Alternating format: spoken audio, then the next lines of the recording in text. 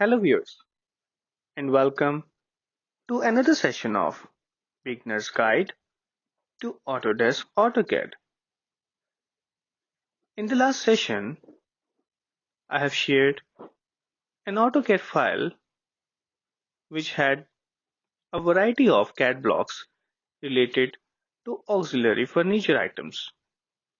In this session, we will create a double bed so that if you are drawing a 2D furniture layout which has a room and you have to represent a double bed, so you can create one. However, in the next session, I will share a similar AutoCAD file with a variety of double bed CAD blocks in it. To create your own, you can simply create a rectangle, use the offset command to get the upper base,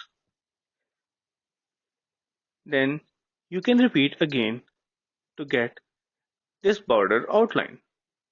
Now with the help of line segment, let's create a reference line of 0.3, then move horizontal towards 0.3 and again towards top.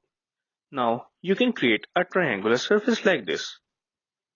You can delete this reference line afterwards. Now we have to create pillows, so let's create an approximate rectangle on the left side. Then we will mirror it right from the middle. Now we have two pillows.